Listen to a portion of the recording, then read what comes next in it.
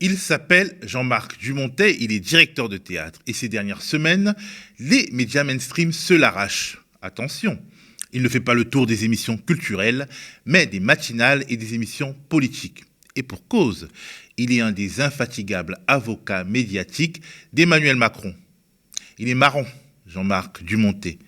Il n'en est pas une contradiction près pour voler au secours de son grand homme.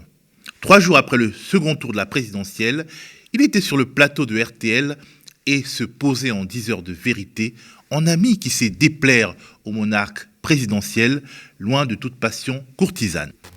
Je pense que quand on aime les gens, on doit être un contradicteur. Quand on les apprécie, quand on a envie qu'ils aillent haut, il faut essayer d'élever le débat avec eux. Et donc oui, je pense que quand on a envie, quand on pense que les gens ont un grand destin, il faut essayer de les accompagner très modestement, en les poussant dans leur retranchement et en essayant à chaque moment qu'ils soient les meilleurs possibles. Donc c'est évidemment le cas de mes artistes. Et puis quand je parle au président, j'essaye de lui apporter d'autres sons de cloche pour élargir son spectre de réflexion. Vous lui dites la vérité à Emmanuel Macron ? J'essaye toujours parce qu'autrement j'ai aucune valeur ajoutée. Après avoir écouté ça, on se dit, en voilà un bon pote. Et puis, patatras.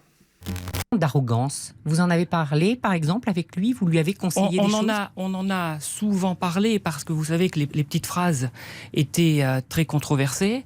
Je considère que cette accusation d'arrogance devient insupportable quand, à l'issue du débat, on ne retient que ça, alors qu'on aurait dû retenir que nous avions un président sortant qui connaissait ce dossier, qui maîtrisait ces dossiers, était donc en capacité de gouverner le pays, en capacité de faire face aux grands défis.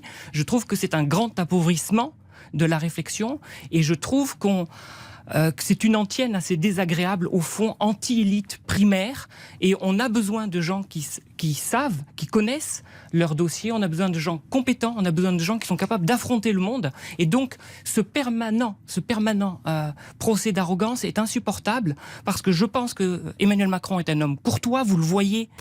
Non, on ne voit pas. Mais bon, Jean-Marc Dumontet était samedi dernier sur le plateau de France Info et il a été interrogé sur une image qui a fait le buzz, celle des 4 représentants des différentes tendances de la Macronie qui ont négocié, disent-ils, 4 jours et 4 nuits durant afin de s'entendre sur le partage du gâteau électoral.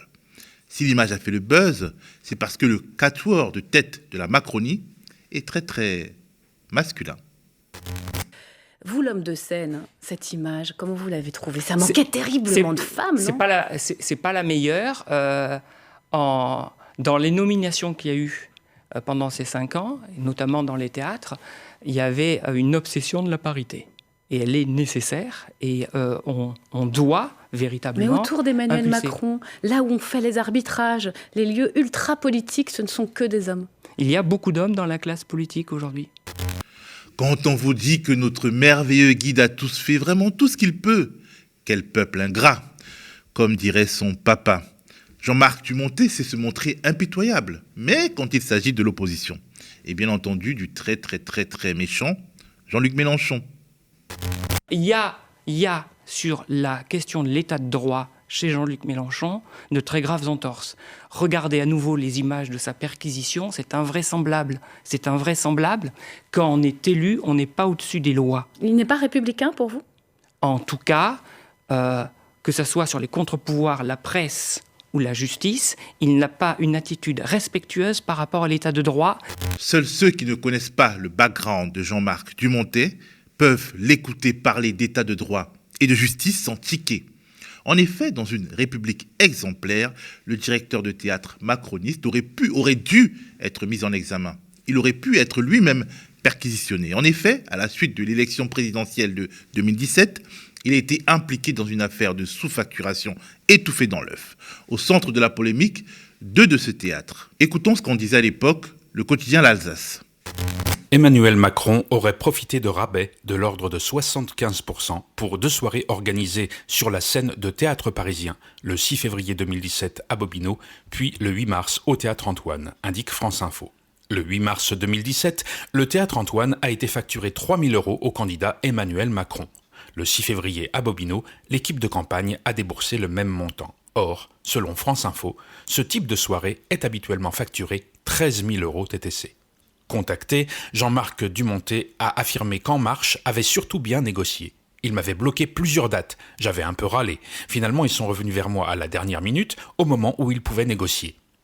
Le producteur conteste toute idée de cadeau fait au candidat Macron. Ouais, ils m'avaient bloqué plusieurs dates, ils sont revenus, ils pouvaient négocier. Jean-Marc Dumontet était pourtant bien proche de la campagne et du couple Macron.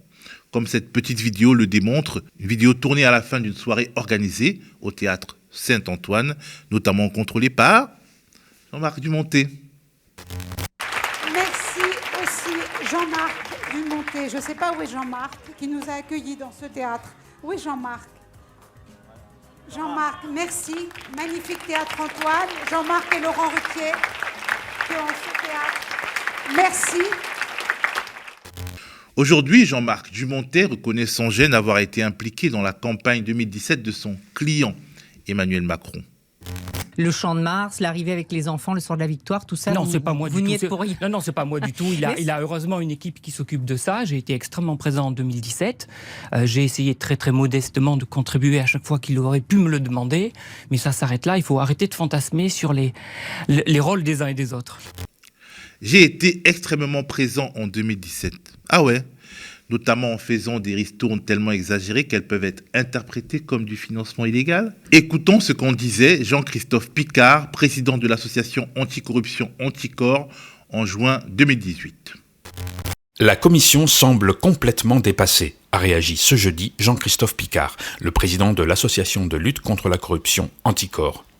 Elle n'est plus à la hauteur des enjeux. Pour lui, les avantages dont a bénéficié le candidat Macron lors de la campagne présidentielle auraient dû logiquement provoquer le rejet du compte de campagne. Il précise que cela aurait privé le candidat du remboursement de l'État, mais ne l'aurait pas rendu inéligible. Il poursuit « Je suis très étonné que la Commission nationale des comptes de campagne n'ait pas tiqué, parce que cela ressemble vraiment à des dons interdits de personnes morales. » Bien entendu, il n'y a jamais eu d'enquête judiciaire sur les grosses ristournes accordées à Emmanuel Macron par Jean-Marc Dumontet et par d'autres fournisseurs. C'est pour cette raison que le directeur de théâtre, pressenti pour devenir le futur ministre de la Culture, peut jouer au fou du roi et distribuer bons et mauvais points sur les antennes des radios publiques et privées.